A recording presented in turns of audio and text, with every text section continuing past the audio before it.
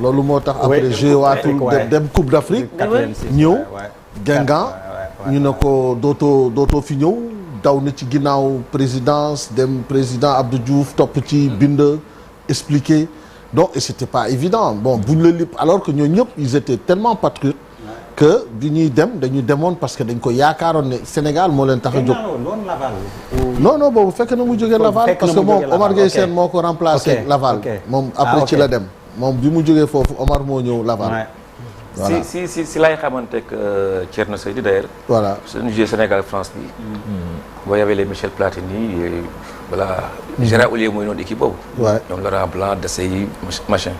Alors pour camper le sujet bu dee Mamadou Ndiaye est en place woowal ngeen ma Mamadou Ndiaye parce que waxoon naa leen ko balaa ñuy tàmbali day je sais pas s'il est en position ñoom jóge nañ Tanger dem Rabat pour foofu la ñuy jouer finale bi alors ils ont pris le TGV arrivé bi tamit am na yuñ ci dégg ak yooyu yëpp bu dee jël TGV même équipe bi aussi par TGV la voyagé ñoom ñoo bokk d'ailleurs ñoo bokk bi ñuy yegg si ça a été compliqué exactement à ce qu'il paraît moo tax ma bëgg ñu jot Mamadou Ndiaye nettali ni ñuy wax ci làmmiñ waaw moom moo ko fekkee moo ñu ko mën a nettali Mamadou Ndiaye donc ñu ngi lay gërëm di la sant ñu bëggoon nga wax ñu rek foofu comment s'est passé votre voyage et l'arrivée.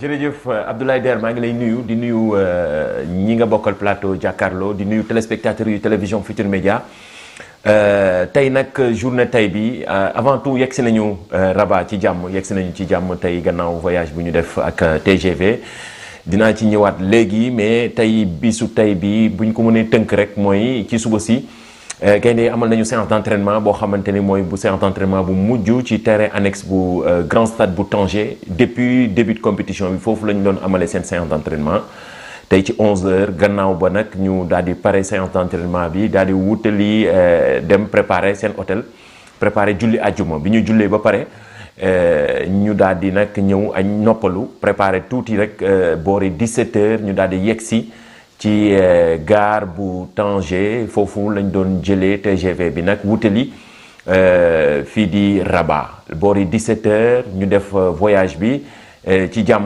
mu àndoon ak sécurité bi ñuy jógee Tanger comme sécurité bi nga xamante ne mooy accompagner équipe yi rawatina équipe nationale bu Sénégal depuis début de compétition bi ni ñu ko seetloo woon amoon flèche escorte yi ba ci biir gare bi dañoo bàyyi équipe bi mu dugg ba pare après yeneen passagers yi doog a ñëw man mii ci laa bokkoon doog a dugg si ci train bi TGV bi daal di wutali fële ca Rabat gannaaw ba nag ñu ngi yegg si Rabat boori 18h22 jàpp 23 minutes bi ñu yeggsee voilà supporters yu bari ñi ngi doon xaar équipe bi ngir voilà saafonteeg ñoom supporter leen mais vraiment li ñu gis ci dugg si bi foofu ca bi ñu génnee gare bu Rabat bi nekk na lu doy waar supporters yi amuñu benn sécurité boo xam ne gis nañ ko ci sortie gare bi gisuñu tamit ñi nga xamante ni sécurité bi ñu daan gis bu ñu nekkee Tanger gisuñu ko ci gare bi te loolu nekk na lu doy waar comme ni ngeen koy gisee ci image bi nii tey lii la ñu teeroo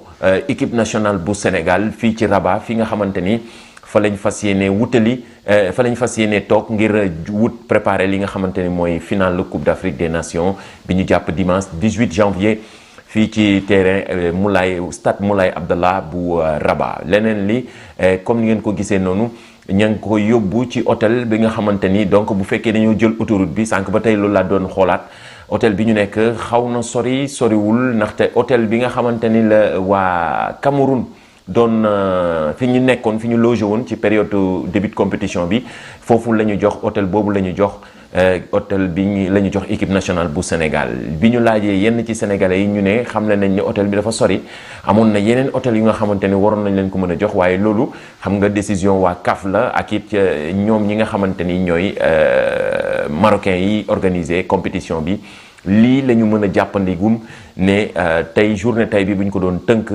nii la demee sénégalais yi ñu dajal nag ci gare bi ñoom ñëpp même wax ji sécurité bi la ñu gën a wax ne dañ ko gën a mën a renforcer ndaxte tey gis nañ image yu doy waar ñenn ñi sax dañ doon xëcc joueurs yi am accès lool ci footballeurs yi te loolu tàmmuñu duñ ko doon gis te tamit ñun ñu nekkoon équipe bi.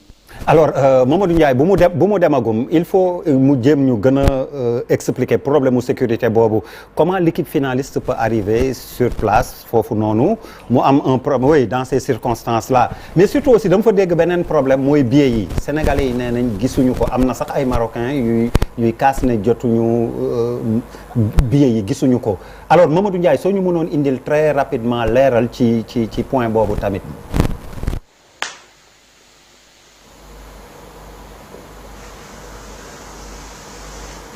waaw coowal biir yi nag moom fépp la fi mu ne nii depuis bi Sénégal qualifié ci finale bi après match contre Égypte bi sénégalais yëpp ngi laaj biir ngir assister ci finale bi tey ci suba séq naa waxtaan ak kii di Ndiamé Diop bokk ci membre fédération bi bokki tamit ci diriger li nga xam ne mooy organisation bi fii ci Coupe d'Afrique des Nations bi mais li mu wax leer na mooy dafa xamle ni ñoom yëg nañu coowal bii yi ñi ngi ci tey tamit 3000 yi nga xamante ni quota wu Sénégal la woon te ñoom ñoo ko doon jënd depuis début de compétition bi dinañ ko am ci final bi waaye dañ ci bëgg a fexe dolli ci leneen lu nga xamante ni supporters sénégalais yi dinañ mën a ñëw ci stade bi daal di supporter équipe nationale bu Sénégal rawatina ci stade bi nga xamante ni moo gën a tuuti stade bu Tanger nga xamante ni 75000 places la bii c'est 69000 places yoo xamante ni.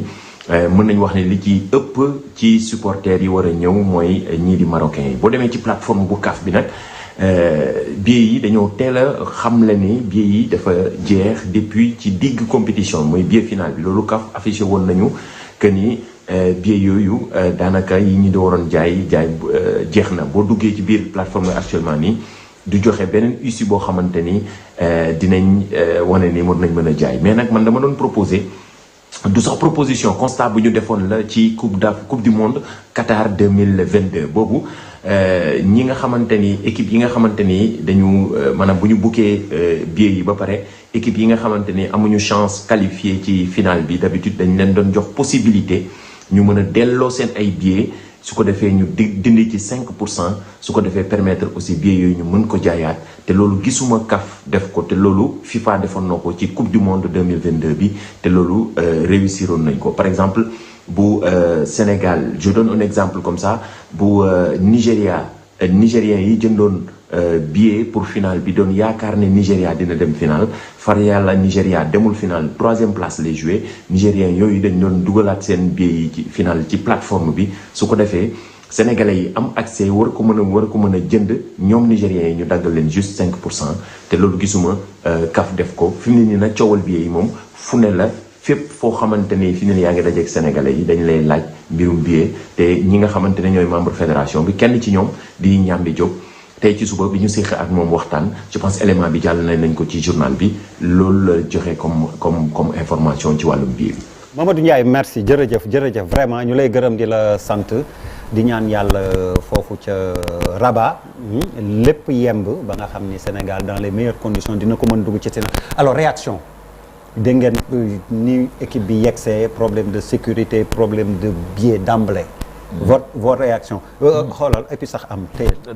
je te donne le lead allez vas-y passe oustaz allez jël passe. waaw toogal sa place mais déjà pour billet yi je pense que xaw ma ndax rappelé wu ngeen kañ la pays organisateur finalu Coupe d'Afrique je me rappelle pas trop mais cas boobu. ça Côte d'Ivoire waaw bi passé rek la. c'est vrai mais est-ce que on avait ces problèmes là est-ce que. Pays adverse bi mi ngi doon casse ni que billets yi sont introuvables et là je pense que ci cas de figure boobu loolu lañ def te Mamadou Ndiaye sànq mi ngi ne 3000. quota 3000 la wax loolu c'est extrêmement dans un stade de 69 000 places c'est extrêmement minime par rapport ak déjà besoin yeeg colonie sénégalaise ak ñi ñëw yëpp pour fekke ko je pense que loolu dafay doy waar mais nag marocains yi may commencer par Diallo ñi ngi wax ni souvent aussi dañoo mën a tegal nit ñi ay dëgg sërëx gis nañ ko déjà ci accueil bi li fa xew loolu yëfu maa tey lay nduróol déjà équipe bu toll ni équipe Sénégal ñëw kenn teerewul leen amul benn cordon de sécurité digne de ce nom ñu bàyyi leen noonu livrés à eux-mêmes de l'autre côté il y a les problèmes des billets qui se posent loolu tey jii CAN bi c'est vrai organisation bi mu commencé ba léegi ñëpp a ko rafetlu mais li ñuy gis ni dafa mel ni que marocains yi pare nañu ngir andil ñu ay jafe-jafe tey jii te fekk final bi sax yegg seegu. waaw mais Cheikh loolu warul bett kenn parce que bu mu bonee warul bett kenn parce que Maroc aussi tamit dina def le tout moyen yu munti am wala num ñu stopé dina ko def mais man jàngat bi ma ci am mooy tey jii sécurité bi waroon nañ xalaat sécurité joueurs yi ba pare même bu dul joueurs yi sax seen sécurité bi ba pare mu doon na mun a am agent bi je pense que ñu ngi fa yi nga xam ne moom la Sénégal yóbbu ñooñu waroon nañ mën a jiitu équipe bi xaar leen foofu pour que protéger équipe bi aussi waroon nañ mun a def tamit leneen mooy marocains yi nga xam ne ñoo fa nekk te ñun ñii walla kaaf walla lu munti doon équipe bi buy ñëw tamit war nañ mën a nekk ci sécurité pour man sécurité boobu c'est très très important waroon na am tamit sama xalaat bu gàtt mooy waroon na am ku jiitu pour dem foofu xool fii équipe bi war a wàcc lan la fan la war a wàcc ak situation bi nan la mel loolu yëpp ñu prévoir ko avant équipe bi di ñëw soit fédération bi waroon nañ jóg ci loolu ci en devance par rapport ak les gens de BIP yi nga xam ne ñoo fa nekk malgré que bu bariwulee sax mais aussi tamit ñoom dinañ mën a moom mënuñu assurer sécurité moom laay expliquer dama ne même bu fekkee ne bariwul sax ñoom c'est important ñoom ñu jiitu fa aussi mais aussi tamit ñoom waroon nañ mën a xool Maroc ñi nga xam ne ñoo organisé bi pour teg leen ci sécurité parce que bu ñu fàtte ne aussi tamit dañu am ay jours classe mondiale aussi ñooñu waroo leen mën a bàyyi noonu rek ñu dem d'abord man ci loolu laa mën a wax ci affaire sécurité bi tey bu ñu jëmee ci affaire billet yi xam nga Coupe d'Afrique boo gis pays bi nga xam ne moom moo organisé walla kii muy dajeel ku ci nekk da ngay am ay billets yoo xam ne moom nga war a am moom lañ la war a jox quota buñ la war a jox mais bu ñu fàtte ne Maroc ñoom lu ci bari dañ gëmoon ne seen équipe day dem final ñu ci bari jënd nañ billets yi avant bien avant Sénégal ñun ñu ci bari waroon nañ xam gëm nañ ne favori lañ ñun war nañ gëm ne ñun dañuy dem final mais yow xam nga ñun sénégalais lu ci bari toujours à la dernière minute la koy def bu ñu waxtaanee waxante dëgg aussi tamit même da ngay dem stade Amitié wala stade Abdoulaye Wade mais heure bi ñu war a jóg duñ ko jóg dañuy bàyyi ba dernière minute doog a dem souvent même boo ñëwee stade bi di seetaan sax da ngay ñëw fekk stade bi nit ñi bari ci biti te ci biir du ñu bari pour man aussi côté boobu nañ ci bàyyi xel parce que am na ci ay pays marocains yu bari ñoom dañu gëmoon ne seen équipe day dem final ñu jënd seen billet yu bari am na ñoo xam ne dañuy jënd ay billets sax garder ko di ko jaay parce que pour ñoom Coupe d'Afrique bi événement la dañ ciy def business. waaye loolu am na solo Talla dans cette affaire là comme ni ko Diallo waxee. ñun tamit ci surtout accueil bi nga xamee ni moom la ñu gis foofu waroon nañu jël suñuy matuwaay ba lii mën a bañ a am aussi. xam nga mission avancée suñ koy wax c'est pas seulement boo jógee Sénégal dem. mission avancée bii dafa waroon amaat dès l'instant que xam nañ ne dañuy final et que la finale ne se jouera pas à Tanger finale bi dañ koy déplacer donc ñun mission avancée boobu waroon nañu fexe ba nga xam ne sécurité lépp lu jëm ci trajet bi nga xam ne moom la ñuy jógee suñu wàccee ci TGV bi ba bi ñuy dem aéroport war nañ ko mën a jalonner parce que loolu c'est le minimum bi nga xam ne dañ ko waroon exiger moi je me dis à un moment donné waruñu woon sax bàyyi joueurs yi ñuy wàcc à la gare parce que risque boobu doo ko jëlloo nit parce que aussi tamit on joue une finale donc da ngay sécuriser sa bopp ñëpp ngay sécuriser délégation bi joueurs yi tout le monde et même quitte à ce que nga intégrer ci ambassadeur bi ne ko ñëwal ngeen taxaw ngeen jàpp ci parce que nous man dund naa loolu à Génération Foot l'EGA bii nekk tey fii fédération marocaine di ko jiite mais def nañu ko ñuy jouer ak Berkane gagné leen fii 3-1 mu xam ne dafa match bi day metti au retour mu jox ñu benn bus boo xam ne bus bi day paan ci yoon bi ba ñuy yegg boo waroon def 1 heure def nañ 3 heures ci yoon bi bus bi di sëqat ñuy paan di arrêter lépp dinañ la ko def pour wàññi la donc yooyu délégation bi waruñu woon yaakaar ne Marocains yi ils vont nous délivrer un tapis rouge quel que soit li ñu mënti wax les relations fraternelles entre les deux pays machin suñu mbokk la suñu ay xarit lañu match la final la. mais au-delà des Marocains là il y a aussi la CAF qui est là. mais da nga leen di impliqué ñun bi ñu ko defee dal nañu encore ak Égypte ñu war a jouer fii égyptiens yi déplacé match bi ne ñu dootuñu ko jouer Caire Alexandrie lañ ko yóbbu. jour bi ñuy jouer waat ak ñoom mais dañu exiger benn représentant au CAF obligatoirement ne ko da ngay ñëw taxaw aéroport. kenn du ñu indil benn problème parce que après tout on est des diplomates. on représentait le football sénégalais. mais donc loolu exigence la c'est-à-dire que man là je me dis ñun fédéraux yi ñoom ñoo waroon toog woo waa CAF ne leen lii du am mais nag su fekkee ne aussi tamit doo wax sa soxla mais yii lay indi parce que tamit da ngay ñëw assumer ne joueurs yi du ñu wàcc tant que sécurité bi mëtul duñ ko def et puis bu boobaa dinañ xam ne loolu ci fulla la bokk tu te donnes tous les moyens pour vraiment être dans les meilleures conditions pour préparer ta finale ok nu tuddati Bouba lii aussi ci bataille psychologique bi la bokk il fallait s'y préparer te je pense que du lu bees ci Sénégal parce non c'est de bonne guerre bi ñuy dem Congo le match bu metti ba rek contre les Congolais là nii la demee woon à l'aéroport aussi il y avait pas de sécurité mais joueurs yi dékku nañu loolu yëpp aussi ba xam ni que gagner moo fi war je pense que ils ont mis tout cela de côté même si on va le déplorer warul demee nii. waaw man ci sama wàllu bopp je pense que bon bain de foule bi tant mieux tant mieux non tant mieux xam nga des fois nga bëgg a yàq foog ne yaa ngi yàq fekk yaa ngi defar. tu penses parce que day defar. non pas defar mais je veux dire que su ma xoolee expression visage bi. yenn il n'était pas traumatisé aussi. voilà parce que bon peut-être ñi leen teeru ñi ci gën a bëri ay sénégalais lañ c'est important. Oui je pense que état bu Sénégal am na taxawaay boo xam ne du fédération sax moo war a def appel à l'ambassade mais ambassade Sénégal. ak gouvernement Sénégal bu sa équipe nekkee. en déplacement ouais. Surtout Maroc gi sorewul. yow yaa war a anticiper jël ay dispositions pour t'assurer que l'équipe voyage en sécurité. parce que on a une délégation boo xam ne ku ne am nga rôle. mais bu war a mën a ci équipe bu fédération bi. amul ñoo xam ne aussi ñoom ñooy nekk ay gros bras. non du tout waa agent BIP du ñu bëri. donc état bu Sénégal moo war a jël disposition yi. ba nga xam ne équipe dañ koy yeb. yeb bi mooy boo ñëwee final da nga war a avoir le sentiment que. le plus est venu. Absolument. pour taxawaay boobu. c'est important mais man lu may gën a wax mooy que psychologiquement il faut pas que ñu commencer à 2-3 jours di encaisser ay les yii nii nañ koy relever au second plan et concentrer wu parce que pour man yii yëpp mën nañu galvaniser pour ñu xam ne li ñuy xaar. c'est important ba pare boo gisee un peu ni équipe nationale joueurs yi.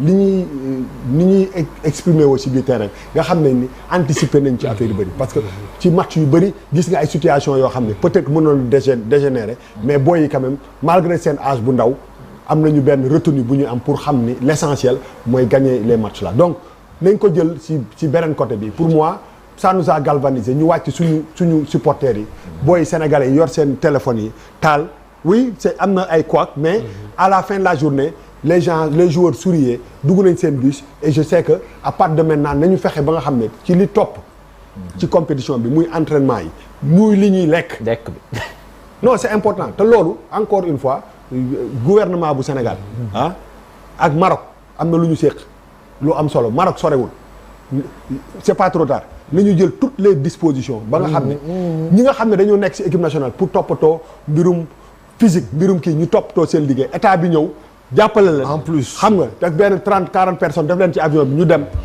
encadré boy yi tëj bunt yi gars yi concentré wu dem mais fu mu ne nii moom. gagné ba li ngay wax dafa am doole ba nga xam ne. léegi je viens de recevoir l'information officielle. Le Sénégal n'a même pas encore de terrain officiel pour s'entraîner. Ils n'ont que 5 policiers à leur disposition. mais non moom laa lay wax ni c'est pour dire que ni li ngay wax nii que état bi. laa lii dans les mesures. non funkal boo ko yebee ca doxin wala.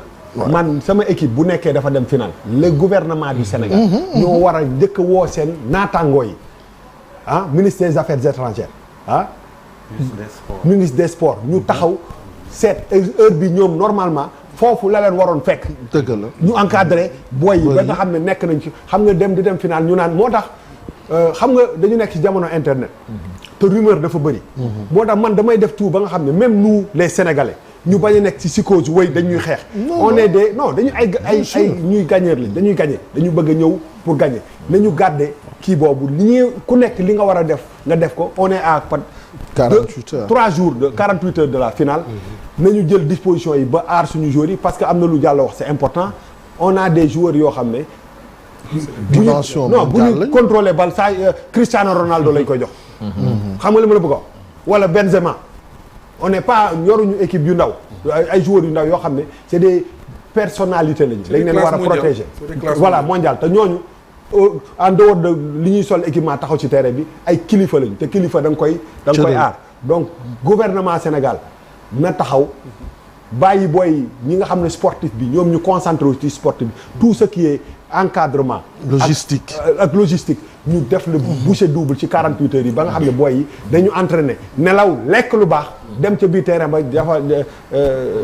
defanteeg mais li Talla aussi c'est préoccupant parce que mënuñu jouer finale di dajeek pays organisateur CAF organiser compétition. oui am problème pour entraîner wu. ça looloo manqué Maroc loolu moom non 5 agents de sécurité c'est-à-dire que tey xam nga dafa am loo xam ne. soo ko dundalee mënoo ko xam. gis nga ñun bi ñuy jouer Maroc booy même bi li ngay wax ci restauration dafa am solo man gis naa jour génération foot jour boobu yoo xam ne dañ la ne seen biir da doon daw. nekk ci terrain bi di daw. mais kenn taxaw la boo xoolee am na benn équipe boo xam ne je ne sais pas Maroc la woon xaw ma am na benn coupe d'Afrique boo xam ne. Maroc la xaw ma Algérie mais bi ñuy ñëw dañuy indiwaale seen lekk. mais ñoom ñëpp loolu la ñuy def léegi très bien beneen bi mooy xam nga tey foule sénégalais yi ñoo fa nekk mbégte la. xale yi gis sénégalais yi yooyu yëpp mais lii siy rax doo ko xam. mais doo ko xam dëggal. pour man problème bi foofu la nekk parce que tey nga ñëw fekk foule Sénégal bi yëpp nekk fa bari. mais am nañu siy rax ñoo xam ne doo xam ban instant. waxuma Sénégalais yi de d'accord mais dama ne comme am na ba pare. te yàlla defal nañu ba booy dugg ci sain et sauf. léegi passé na. si li ñu jub nañu rattraper le ba pare enthousiasme bi. dafa am solo supporters yi. tey Sénégal nii. bien sûr parce que émission bi ñëpp dañ koy seetaan. c'est motivant c'est important. nañu am benn discours buy motiver. absolument les joueurs motiver les Sénégalais ñu am yaakaar parce que on a une équipe boo xam ne gagné Coupe d'Afrique bi. mën na nekk c'est faisable wane nañ ko. mais nañu gàdde mais wax yi nag mooy tax ñu mën comme ni ñu koy waxee xam nga tey aujourd'hui ñu li ñu intéressé mooy ñoom ak luñ munti def ñun coupe bi moo ñu intéressé. tey jii lépp lu ñuy wax mooy galvaniser suñuy joueurs. mais am na certaines wax yoo xam ne. dina am nit ñi nañ si bàyyi xel aussi. pour que mu mën a faj yenn situation organisation bu bees léegi. club sax day voyager léegi da ngay yóbbu sa cuisinier. yow kooku moom mooy dem nekk ci cuisine moom mooy def lépp. waaw mais peut-être non je veux dire que ne yooyu yëpp tey. non yooyu yëpp dama la bëgg wax ne dans le foot moderne d'aujourd'hui. mais je pense que loolu war na non je veux dire que non lépp la ngay garantir sécuriser sa entourage. donc dans le foot d'aujourd'hui loolu waxuma ne. amul dama ne loolu tey dafa bokk ci club yi même club booy def rawatina équipe nationale. donc li am solo. booy yi di mënu leen perturber mais mën na yàq seen tranquillité ci seen préparation loolu rek la mën a yàq parce que perturbation mais man je pense que Talla comme ni kii defoon président ni mu defoon bi ñu demee Congo bi problème amee mu oote man je pense que président bu ñu mënee def loolu c'est important parce que tey booy yi amuñu benn pression bu leen mën a jaaxal non du tout c'est des classes mondiales tey stade bi bu feesoon bay tuuru ñii football nañ stade bu gën a fees boobu problème ci ñoom mais maintenant lii si am solo que mooy nañ leen ñaanal ñoom ñu nekk si sécurité parce que c'est important aussi sécurité boobu doo xam parce que arrivé na fi ñu bari mais Sénégal bi Moussa bu ma juumulee yaa Cheikh Seck am na benn match boo xam ne Sénégal Gabon dañ ko jàmpaaka donc yooyu yëpp c'est des détails yoo xam ne kenn ñaanu ko mais c'est important ñuy bàyyi xel c'est-à-dire nañu ñaan suñu joueurs yi ñu protéger leen ñu ko ba nga xam ne dara leen jot mais nag jàppal ne aussi tamit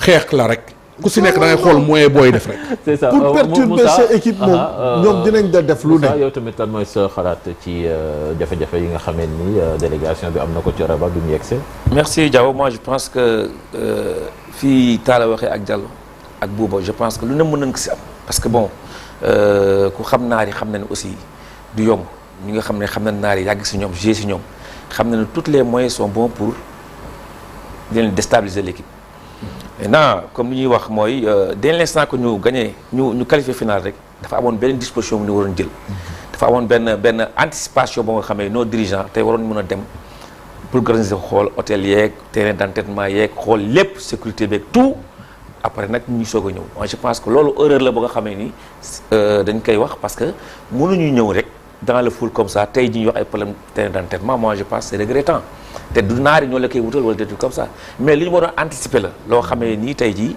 jour dañu war a ñëw wàcc rek nekk dans des bonnes conditions li boobu wax aussi mën na nekk benn source de motivation en tant que footballeur tey jii nga wàcc gis supporters yi taxaw dal nañu si ay aéroports yu bëri ay Gabon fu ne ñu wàcc aéroport bi fekk supporters yi foofu ñu ñuy teertu yor ay drapeau Sénégal yow da ngay galvaniser wu da ngay bég yooyu yëpp mën na nekk yoo xam ne source de motivation la mais vraiment y a des choses yi nga xam ne aussi war na mën a ñàkk 2 jours avant final.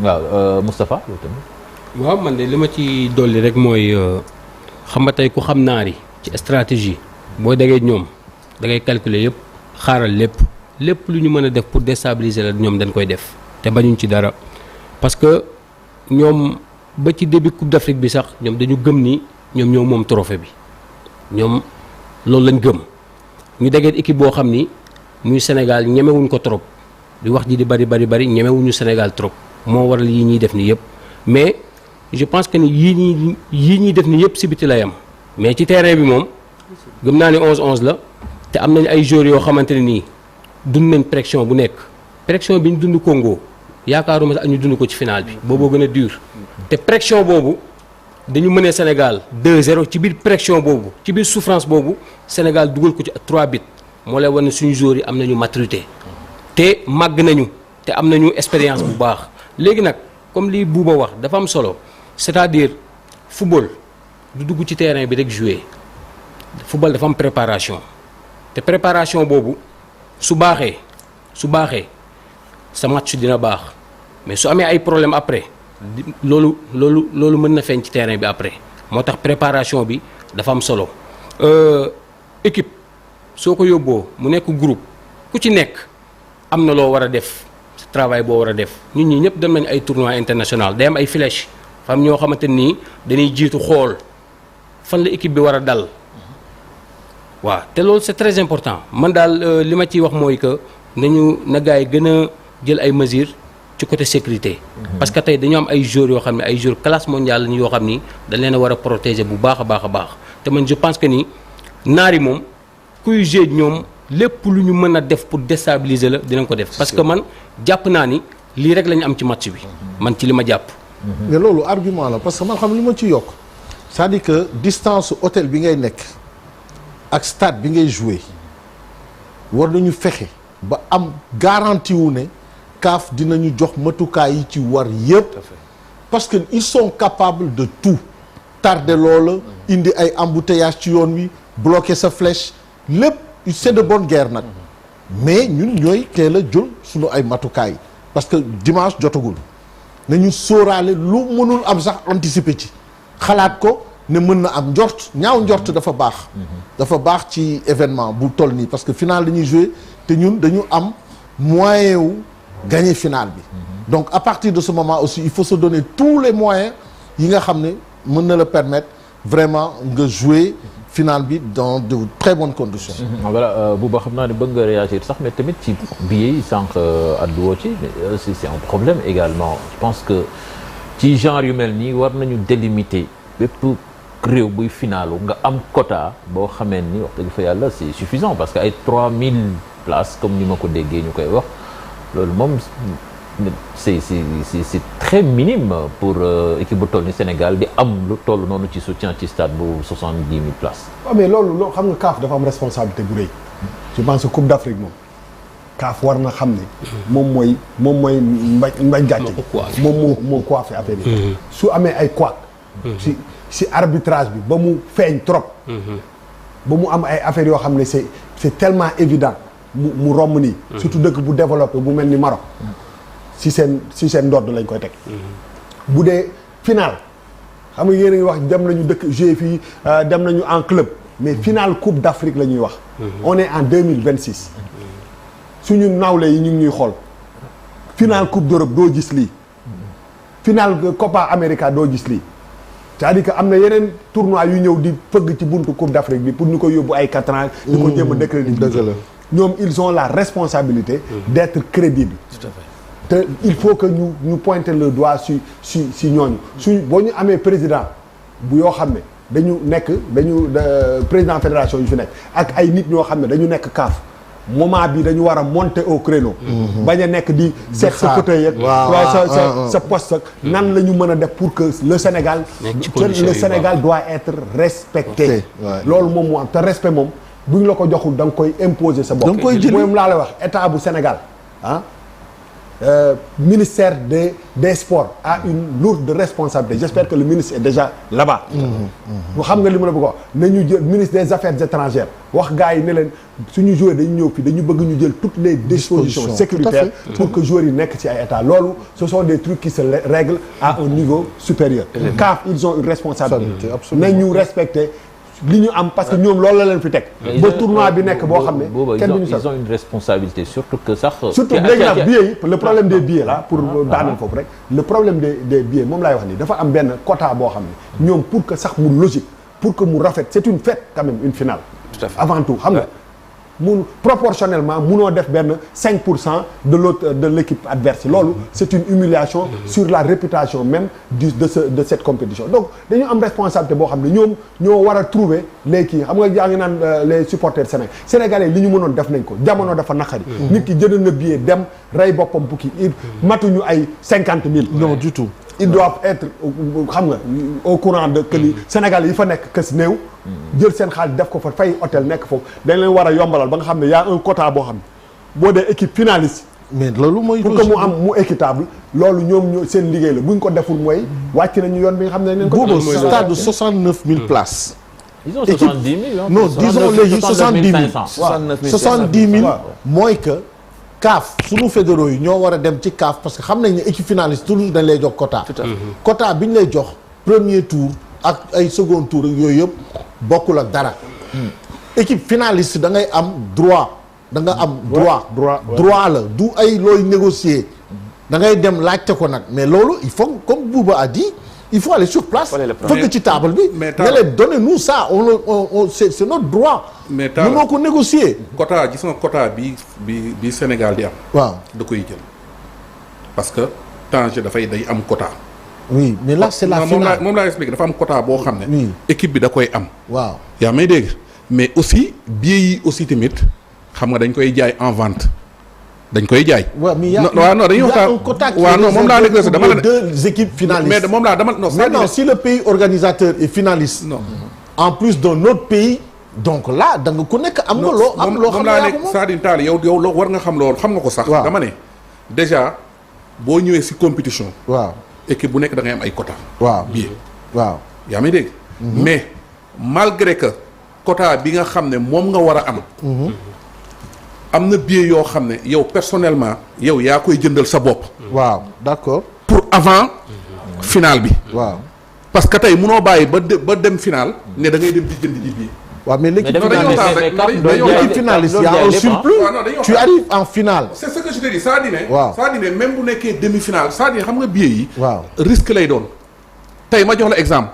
tey ji am nay Nigériens yoo xam ne dañ jëndoon seen billet. mais actuellement ñu ngi jaay seen billet. waaw d'accord mais li ma la bëgg a expliquer foofu. waaw mooy le Sénégal quota bi muy am dañ ko koy jox. peut-être mun nañ obliger FIFA ne léegi équipe bu finaliste buy ñëw.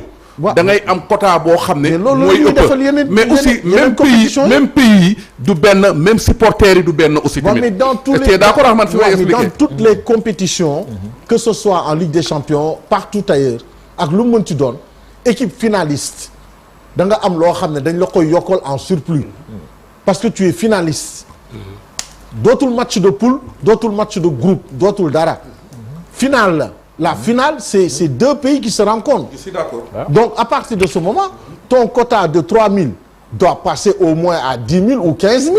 C'est parce que c'est le yaa ngi wax Ligue des Champions parce que Ligue des Champions day arrivé stade bi dañ koy déterminer bien avant. Bien avant waaw te am na équipe boo xam ne day bokk te mën na finaalu. waaw mais su finaaloo dëkkam tamit. du tara club bi ñëw dina am. day am quota par force foofu laa dama la ne gis nga quota bi obligatoire dafay am.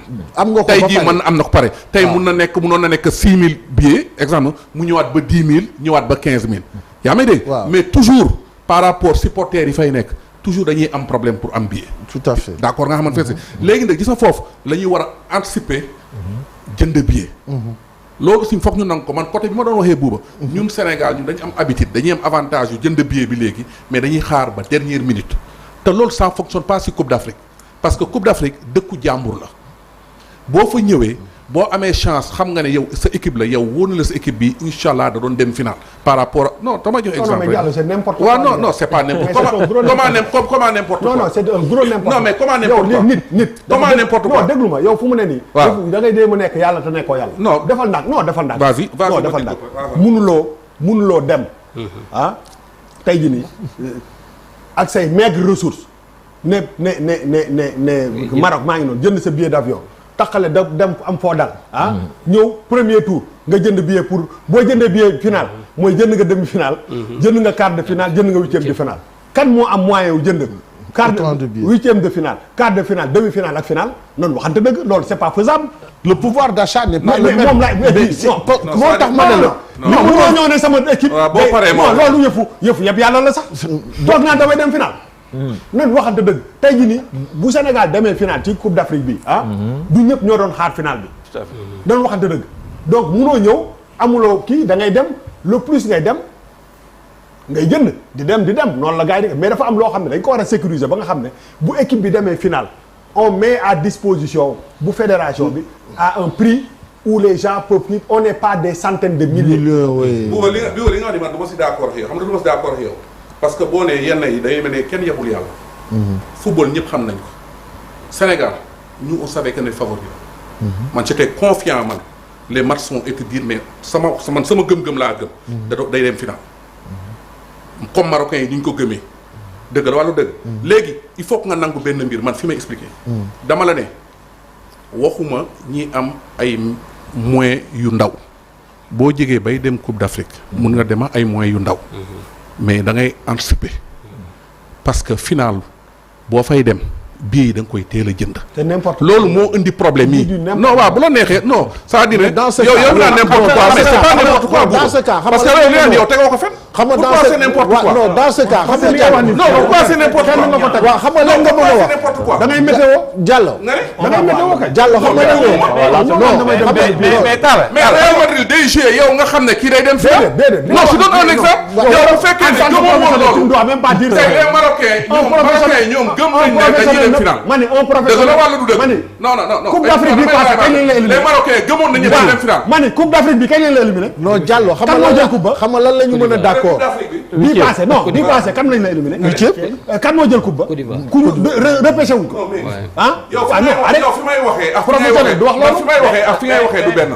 c'est-à-dire man néew ma la c'est pas une science exacte aussi non xam nañ ko dama bëgg a simit li may wax mu déglu ma. déglu naa la bu baax li nga wax parce que doo ñëw nit du ñëw rek nga ne ko doo yàlla on parle pas de ça li ma lay wax c'est clair. professionnel li ma lay wax c'est non écoute mais pourquoi je parle pas comme ça. demal man j'ai joué foot Bouba. waaw moom laay wax ni je suis un professionnel. non je parle comme ça parce que je suis confiant. parce que je suis confiant moo tax. dama ne non tu n'es pas confiant yow. parce que météo yow tu n'es pas confiant. dafa bëgg a perturber tu n'es pas confiant. da nga comprendre nga loolu demal. Talla li may expliquer c'est clair et net dama ne xam nañ ne équipe bu ne da nga war a am quota. waaw boo demee final dañ la war a yokkal sa quota. waaw d'accord nga xam man wala d'accord leen. waaw mais dama ne. yow boo ñëwee ba ci période compétition am na fu muy xam ne bu fay tolloo da ngay anticiper. waaw léegi c'est ce que non même waaw léegi dama lay dagg foofu xam nga lan laa lay daggee. c'est ce que les Nigériens ils ont fait. xam nga lan laa lay daggee non dama lay wax les Nigériens may ma taal dama lay expliquer ne la anticipation bi ngay wax. anticipation ak anticipation bi xam nga mooy lan. waaw fédéraux yi ñoom ñoo mënoon jënd ay billets au nom du Sénégal ci seen quote-part xam nga xaalis bi ngay encaisser équipe bi plus muy avancer plus nga naan da ngay encaisser xaalis fédération ñoom ñoo mënoon jënd ay billets pour les Sénégalais ne daal di ñu réserver leen 10 000 billets ñoom ñu jënd ko ñu déduire ko ci li nga xam ne ñoom war nañ ko mën a encaisser comme xaalis après daal di ko remettre aux Sénégalais. Ça c'est quelque chose boo xam ne c'était un travail en amont qu'il fallait faire parce que ça c'est pas le Sénégalais lambda qui va arriver au Maroc avec ses maigres jours. ndegam journaliste yi nga xam ne dañuy dem di liggéey di bëgg a couvrir waaw Mamadou Ndiaye xam naa ni sonn ñuy bëgg a couvrir moo amul moyen wu ñoom déjà def seen liggéey asuma supporter bu muy taxale mooy dañuy taxale dama ne football booy dem di ko seetaan yi waaw xam nga bu baax li may wax il faut avoir des moyens lu si bari quand je dis lu si bari may ma rek ma expliquer la tey boo demee Europe di dem di seetaani football di dem di seetaani football muy wax aussi yow na maanaam mais da nga ko mënoo ko dindi yow la mënoo ko dindi parce que man j'étais pro mënoo ko dindi taala xam nga li may wax booy dem di football ji yaa may dégg tey Sénégal je dis que ne comprendre naa situation supporters yi ni mu demee yooyu je suis d'accord que fédération dafa war a aider ñi fa nekk jëndal leen ay billets mais booy dem balaa muy jënd sax na gis déjà billet yi ba pare ak gis mais li ma ko bëgg expliquer déjà billet yi dañ koy jaay sur internet li ngay wax nii sur plateforme am na ñoo xam ne jënd nañ seen billet bu yàgg mais plateforme bi dafa jékki-jékki kale waaw depuis semaine bi passée mais am na ñoo xam ne buuba li may wax ni laa dul d'accord am na ñoo xam ne bul jël ñëpp nga teg leen ci même situation yow nag loolu nga am na ñoo xam ne bi ñuy dem fekk na jënd nañ seen billet ba pare dëgg la walla du dëgg li ma la bëgg a expliquer tey football dafa am nu muy demee tey problème mu quota bii effectivement je suis d'accord que mooy tey Sénégal waroon na am quota bu ëpp parce que dafa dem final te loolu FIFA moo ko war a def mais li ma kaaf moo ko mais yow lii mënoo ko dindi fii ba suba boo nekkee supporter yaa may dégg am yenn certains moyens yi demee ko war nga prévoir. je suis désolé yéen ñi bëgg moom plateau bu la laisser dire. xam nga ce qu'on va faire. Diao, je vous propose pour départager. Ngom Niang a été DAGE du ministère des Sports sous Matar Ba, également président de club. Il a expliqué comment ça se passe avec les billets ñu dem déglu ko. Malick man it maa ngi mel ni kuy présenter journal. J'ai oublié que je n'avais pas dit à Malick de sortir cet élément-là. Parce que c'est au fil de la conversation que j'ai voulu un peu éclairer. Man maa ngi ci journal ah maa ngi dem je suis en mode journal relax. Alors Malick s'il te plaît exactement pour man conducteur bi maa ngi dem journal. Alors Malick Ngom Niang DAGE ministère des Sports dans le journal a expliqué comment ça se passe avec les billets. Si on peut aller l'écouter. Et puis ça règle le problème je pense ñu Diao nga mën a progresser ci beneen point dans ton débat. Je rappelle que tey dañu jël jàkkaarloo ak Soir de Cannes fusionné leen dalal waa Soir de Cannes ci biir jàkkaarloo bi moo tax je me permets de faire comme si j'étais en mode journal. Alors Malick je sais pas si l'élément est prêt jàllale nañ ko journal Ngom Niang a expliqué comment ça se passe avec les billets si c'est ok nga may ñu déglu ko. Non, je ne pense pas. Je ne pense pas que gis kii bi yemb na élément bi yemb na bon peut-être aussi mën nañu ci non mën nañu ci dellu si man dem naa CAN bi ñu def Bafoussa Cameroun effectivement fédération wala DAGE ministère dañuy jëndaat ay extra billets man loolu waxuma ko yaa may dégg li ma wax te buuba foog mu nangu ko. mais boobu dina doon gën a yomb sax. non même billet yooyu buñ. non même rek doon na gën a yomb même billet yooyu pour mu gën a yomba gis nga billet yi même billet yi ñoom bu ñu ko ëndee 90% dañ koy jox les supporters ñen ñoo si njëkk am droit mooy 12e gaynde beneen bi xam nga ñen ñoo si amaat droit mooy les délégations yi fa nekk noonu laa fekkee ñu koy joxe. mais des gens tey jii boo amee moyen ba dem Coupe d'Afrique war nga mun a boo tolloo final wala nga qualifier demi-finale war nga mun a anticiper jënd sa billet ça fait partout si monde bi fépp Europe fépp lay demee nañ waxante dëgg-ndëgg waaw bàyyi ndëg buuba ndëg bul ma sonal parce que yow li ngay wax ni yow tegoo ko fenn Diallo déglu na la ba nga wax xam nga man damay wax ci logique nit bi jënd billet dem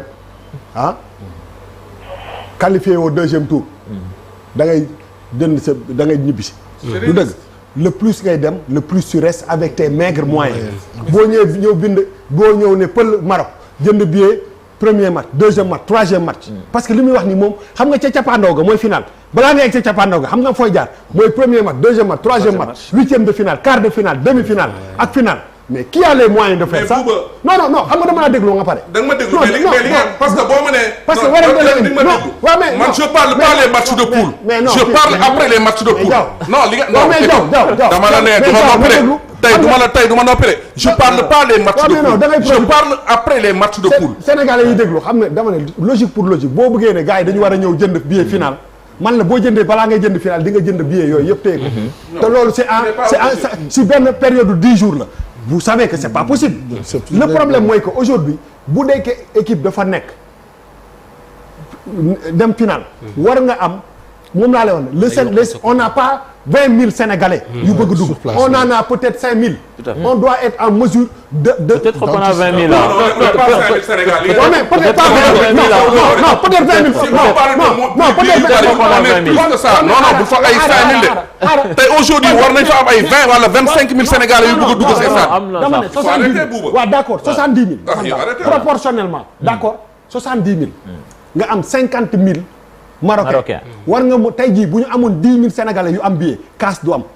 te loolu c'est peut-être 15% de la capacité du stade bi mais loolu c'est une organisation de la CAF moo war a faire équipe bu mu mënti nekk. voilà bu war a dem ñoom ñu def des dispositions de dernière minute pour permettre à cette équipe là de faire. mais tu vas pas demander à quelqu'un qui s'est battu pour avoir un billet parce que dafa bëgg football. c'est l'anticipation bi doon wax. alors il y a un communiqué de la fédération de football. bu daan qui parle de tout cela. mais avant boobu juste réglons ce cas avec ni ma leen ko doon proposer léegi Ngom Niang ancien DAGE du ministère des Sports. Oui, je pense que ce qui l'explique, c'est simple, c'est que au Sénégal, on planifie mal les compétitions internationales, surtout la gestion, en tout cas, de nos effectifs. Et je pense que généralement, les délégations qui quittent Dakar ne posent pas de problème parce que les billets sont achetés en amont.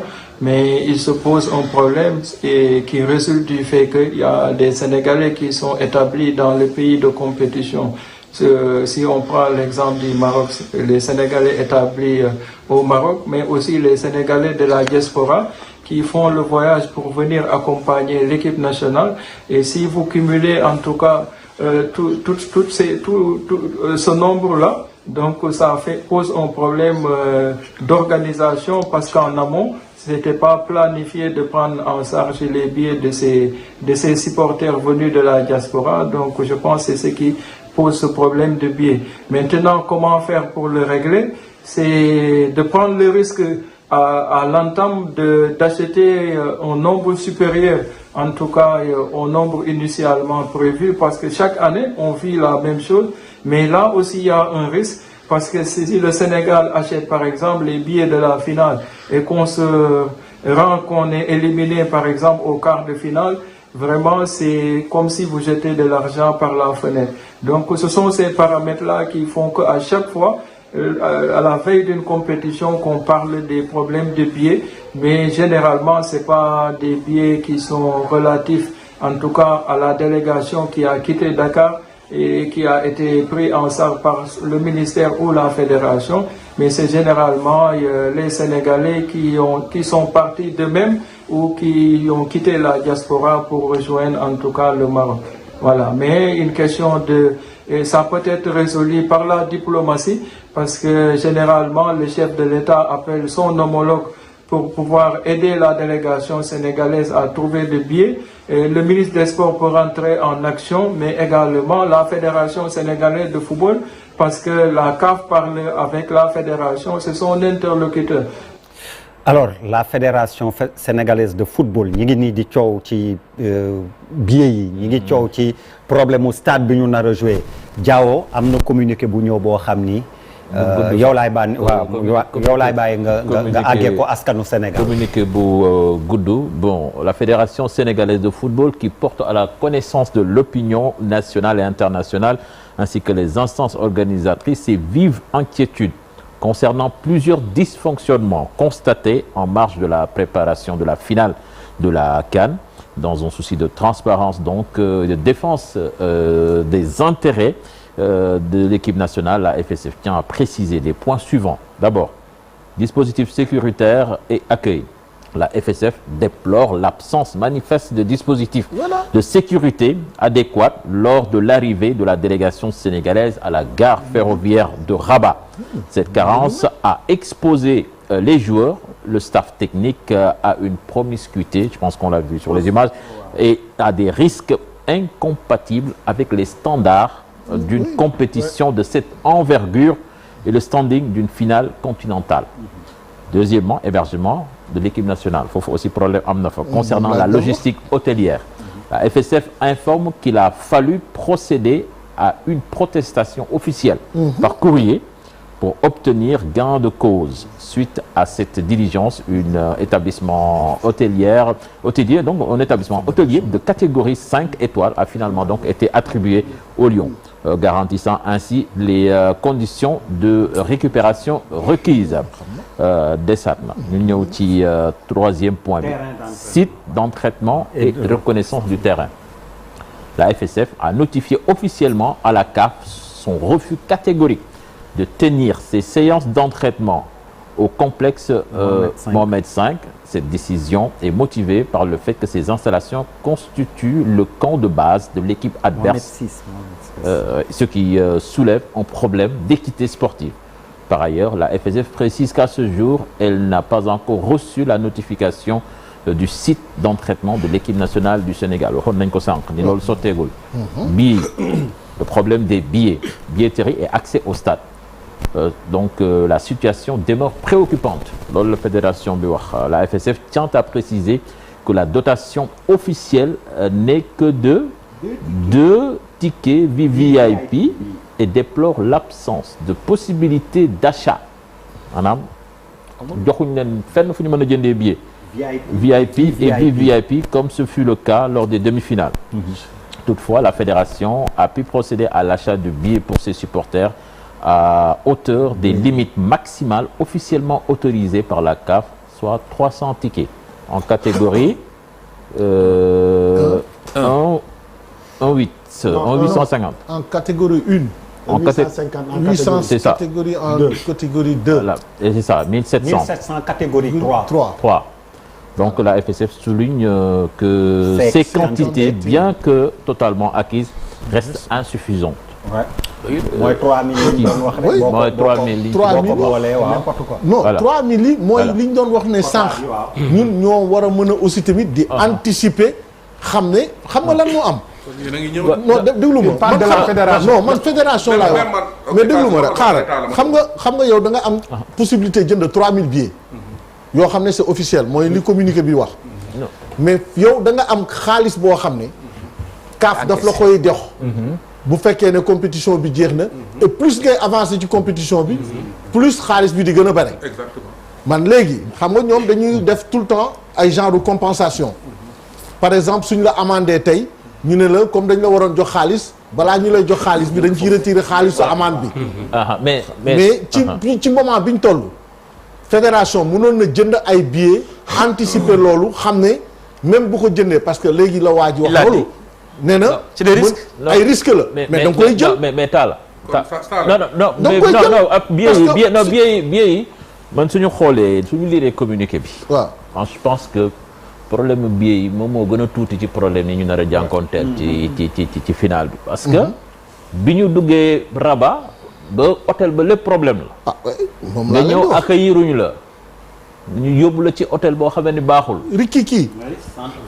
nga ñëw centre foofu entraîné mënoo ko am. amoo ko moom laa la mais lan moo ci topp. mais c'est n'importe quoi. lan moo ci topp mais loolu la. lan moo lay xaar après. léegi nag gis nga attends-toi à tout parce que dès l'instant que bi ñuy commencé wax fii. ñii daal dama la dañuy organiser seen bëgg mu des. dama la ne Maroc il va faire tous les moyens pour daaneel.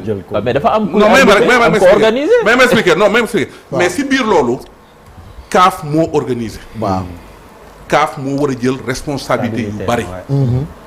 yaa may dégg.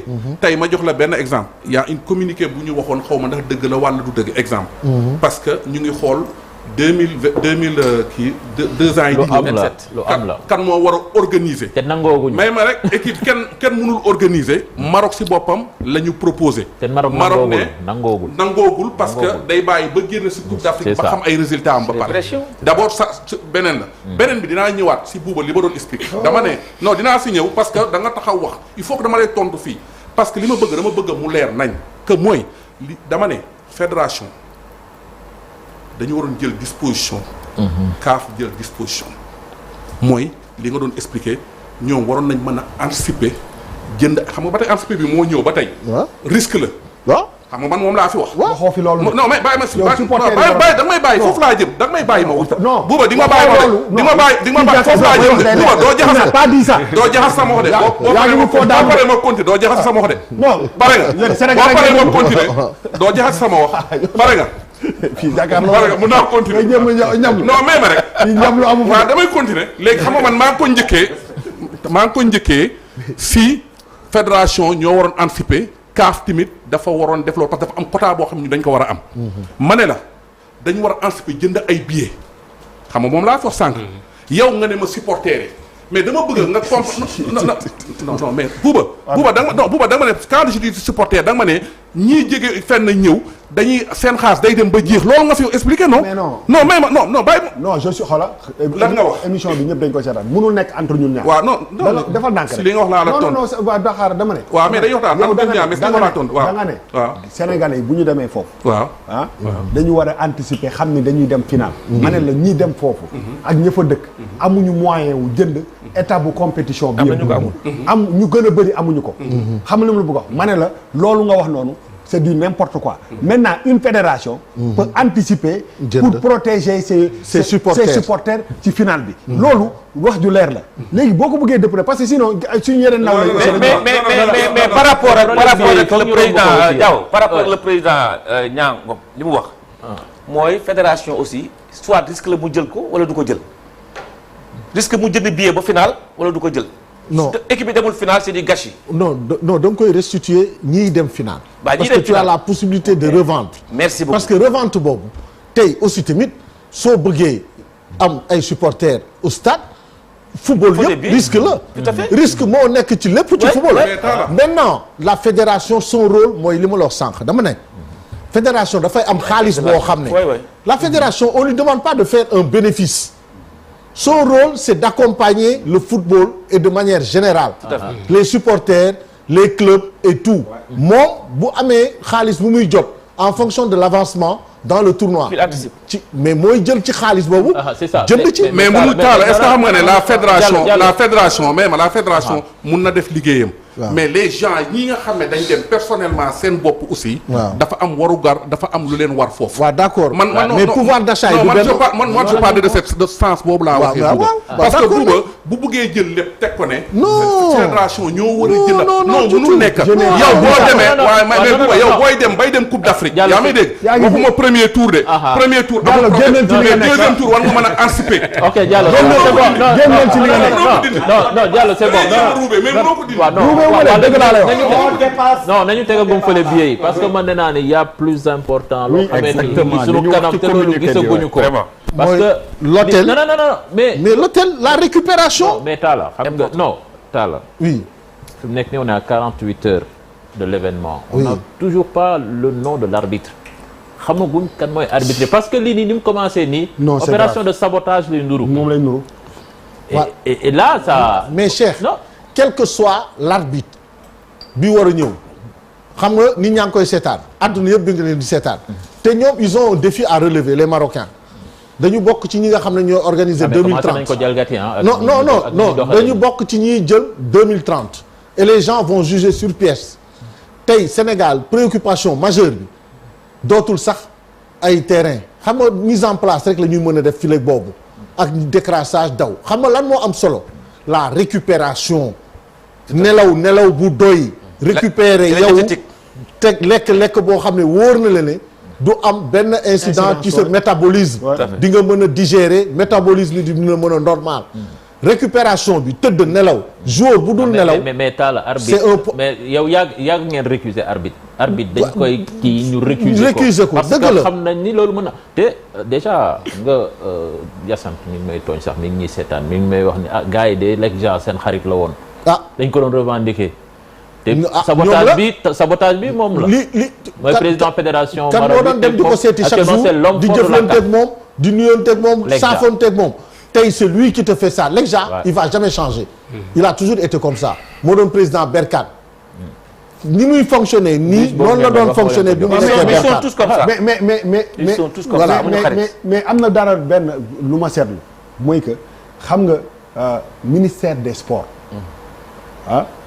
quand même moom lay wax dans cette histoire là il faut que la fédération soit seule dans ce combat là parce que fédération bi c'est une goutte d'eau ci géej gi il faut mu am moom lay wax l'état du Sénégal mooy ministère de tutelle bi moo ko war a coiffer taxawaay bi heure bi dañu war a gis que le ministre ci boppam des sports mu jël les devants pour protéger aussi sa fédération et son équipe et son pays parce que enjeu yi nekk ci genre match yu mel ni il faut pas que ñu gis que ni nit ñi responsabilité yi ñu waroon jëluñu ko parce que c'est une question diplomatique affaire réew la benn moment ça se règle à un niveau supérieur mooy que équipe nationale waruñu accepter ñuy def kii bi mel ni nu mu tudd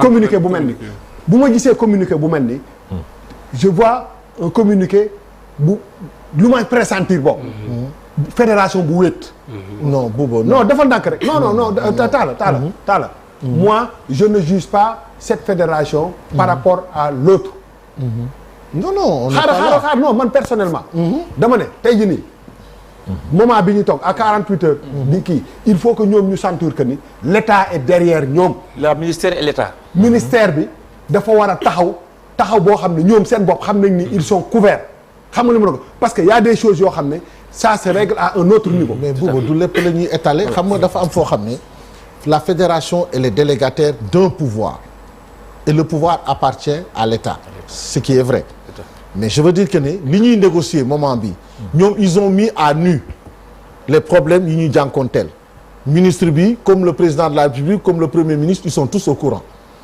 li ñuy wax ak li ñuy jëflanteeg waa fédération ak li nga xam ne yaakaar naa ne war nañ ko mën a wax ambassadeur bi nga xam ne moo nekk foofu parce que xam nga problème bi booba mooy que gis nga lépp loo gis nag ci àdduna dafa am booy nekk leader ci dara dañ la naan il faut savoir anticiper décider et résister anticipation bi moo doon ñun waroon nañu xam depuis c'est le même mot ban hôtel la ñu war a mën a dal suñuy dem di jouer ji suñu demi-finale avant ñuy quitter Tanger waroon nañu mën a fixé wu hôtel bi nga xam ne moom la ñu war a mën a am parce que loolu nag ñun fédéraux yi ñoom ñoo ko mën a dox c'est pas à l'État de le faire parce que on t'a délégué un pouvoir c'est à toi d'aller chercher et de voir si l'hôtel te convient su la hôtel bi convenirul am nga droit ne du ma ko jël et je me paye moi-même mon hôtel mais tu as le temps de le faire et donc quand on parle de mission avancée c'est par rapport à ça da ngay anticiper da ngay dem taxaw sur place dem foofu jiitu équipe bi xam est-ce que toutes les dispositions sécuritaires ont été prises l'hôtel est-ce que l'hôtel fonctionne normalement le terrain d'entraînement tout ça c'est de ton ressort mais maintenant après nag l'accompagnement de l'État loolu li ñuy waxante ak li président mën a wax ambassadeur bi nekk foofu ne ko demal nga seetil ma diw tel ministre loolu je pense que ne ñun xam nañ ne dina am. waaw mais li ñu war a mooy décision yi dañ ko jël. tey non dinañ ko jël mais par rapport ak l'arbitre tour bi génn na mi ngi noonu waa jooju voilà c'est confirmé c'est Mahmoud Ismaël Chantier. C'était avant-hier. voilà kii moom moo war a non mais c'était pas confirmé moom moo war a arbitrer final bi. déet ñu nekk ni Sénégal moo ci des nañu xool ndax doy na leen. voilà est-ce qu'il n'est pas ñu récuser parce que suñuy wax affaire xeet tamit bon. man je pense que façon xeex boo yaakaar dinañ ko def mais c'est normal parce que seen dëkk la mais xam nga lan moo si am solo CAF moo ñu war a dimbali si yenn détails yoo xam ne waruñu fa accès. loolooy dëgg. loolu mooy njëkk parce que tournoi bi tamit tournoi CAF la. mais CAF ñoom la àndal moom depuis bi tournoi bi commencé ba léegi. waaw exactement tournoi amul CAF taxawaay boobu. maintenant mais man xam nga man li ma si wax pour man détails yi yëpp xam nga lan moo si ëpp solo après si terrain de football. mais loolu xam nañ ko kañ. comprendre mais nag am na yoo xam ne waratuñu dal équipe bu mel ni Sénégal comme sànq li ñu fi doon expliqué mais nag boo ñëwee dëkku jàmbur situation bu ne di nga ko dajeel. mais pour man aussi tamit CAF moo ñu war a protéger. comprendre effectivement taala li muy wax loolu lu xel mun a nangu la parce que ñun ñëpp xam nañ ne booy dem di si dëkk boo paree après sa match. war na am ku dem. xool fan la ñuy nekk situation bi nan la mel. conditions yi nan la mel. même voyage bi ngay dem fan ngay jaaree. ba yëpp si parce que football moo toll foo xam ne. mooy comme sànq ni ñu ko doon wax dañu yor ay jours yoo xam ne c'est di classe mondiale. ay milliards moo nekk seen tànk. donc ñooñu ba pare dañuy représenter une nation. comprendre nga kon ñooñu on est obligé ñu protéger leen aussi tamit. war nañ aussi tamit comme buuba li mo si benn côté mun naa d'accord parce que état bi benn tey laay xaw a d'accord bu tuuti parce que état war na mun a anticiper tamit si situation bi pour dimbali fédération football sénégalais. parce que fédération football sénégalais tey moo ñu fa représenté mais ñun kan lañ représenté état lañ fay représenté ñoom état lañ fa représenté. et le ministère. virgule une seconde. C'est ça, mais... non virgule une seconde. ce qui est important mooy dañu am ay supporters yu nekk foofu. yoo xam ne dañ leen war a sécuriser aussi. tout à fait. c'est tellement important gars yi nar a dem ci stade bi foofu. da ngay dem pour gagner. boo gagner dañu war a sécuriser sa ay supporters. ba ñu génn foofu sain et sauf. C'est important. te loolu lépp c'est une anticipation loolu état la fexeel ba suñu ressortissants yi. dem di seetaan ni Sénégal ñu nekk seetaan ko en toute sécurité ni ko joueurs yi nekkee. parce que y a final am na ku déception am na lépp te lu ne mën na xew on a vu même matchu Algérie ni gars yi doon kiiwee donc dañu nekk ci benn dëkk boo xam ne. mais Bouba yaakaar naa ne loolu matchu RDC bi am nañ ci tegtal. jàngat. parce que bi coow li bare ba bare. je pense que ne le président de la République dafa jël l'affaire en main. exact moom moo woote daal di jël dossier bi traité ko avec son homologue congolais wax ko ñu daal di jël sécuriser gars yi ba bi ñuy génn. stade bi ay char ñoo leen jàpp ñoo leen. accompagner loolu dinañ ko wax moom moo xam nga am na ci yoo xam ne dans un état qui se respecte mënuñu étaler lépp la fédération na def rôle am mais xam na ne derrière y aura l'état aussi à faire son rôle alerte na bind na wax na ba tey ñun ñii ñëpp xam nañ ne tey ñoom ñi ñu ngi koy def. te bu alerter mooy que dafay alerter aussi suñu autorités yi pour ñu monter au créneau. li xew Congo ak lii di xew Maroc c'est différent c'est sûr que par rapport ak Maroc relation yi ñu am man je pense que yooyu du am mais si beneen façon la ñuy jaaree. mais bien sûr. loolu moo tax ñuy wax ñoom du ñu def yoo xam ne dafay agressif ba nga xam ne nit ñi teg si seen bët parce que tey relation bu ñu am loo xam ne du football mais il faut prendre les dispositions. non dañoo daan rek du football bi moo koy yàq aussi tamit mais ñoom dinañ ko jëlee si yeneen façon comme li ngay def nii comme exemple tardel la si hôtel yi yaa may dégg nga war dem terrain d'entraînement du la jox terrain d'entraînement bi des détails ces détails yooyu lañ lay tardel waaw te yooyu club sénégalais yàgg nañ ko dund Maroc comme ni ko Talla waxee du yàgg ñii ñuy football Maroc dañ doon sax daje mais xam nañ ni dëgg sërëx yooyu moom miin nañ ko mais dooguma la ñun dem nañ fi football ji Gabon kii xam na li may wax ñu football Gabon mu jeex Gabon 3-2 je pense. 3-2 ñoom ñu mën nañu 3-2 ñu xam ne dañuy ñëw fii qualification coupe du monde. mooy bu muy dugal fii retour bi. ñu war a ñëw fii. tu sais qu'est-ce qui s'est passé gis nga ñun jour boobu ñuy ñibbi. après match bi tas na benn policier moo ñu jiital. mais gis nga comme stade bi ni muy tasee nii foule bi. dañu doon rey de. chauffeur bi gis nga bu accéléré wu woon seen kanam ñun ñëpp dañuy rey. parce que. maa ngi jégalu ci kàddu bi sàngara yi ñu doon naan bouteille yi lañ doon jël di ko sànni ci biir vitre yi ñun ñëpp jour yëpp te ñu tëdd ci biir vitre yi Moussa xam na li may wax vitre yi di daanu suñ kaw kon c'est-à-dire ne Sénégal yàgg na dund yenn situation yi mais aussi tamit football dafa dépassé foofu mais je pense que le plus important man li ma yaakaar Maroc il va faire tout yëpp mooy yu nekk mais le problème le plus important mooy après si c'est vrai mais balaa nga yegg foofu da ngay nelaw nelaw bi dafa am solo mais Talla a dit des choses importantes mooy c'est l'hébergement et le jet l'hébergement parce que boo récupéré lépp bu fekkee ne guddi gi nelawuloo ñu nekk ci biti di tëgg ay affaire di la tere nelaw yooyu yëpp dafa nekk ci ay astuces yoo xam ne da nga ciy bàyyi xel nelaw récupérer na booy nelaw fu baax même bu ñu entraîné wulee nañu nelaw parce que à l'échauffement fi mu nekk mën na nekk surplus de motivation aussi fraîcheur la ñu soxla ci ñoom nelaw bu ñu seen nelaw doyee li ci des man awma ci lu may tiit c'est ça der ñu jàll ci sportif bi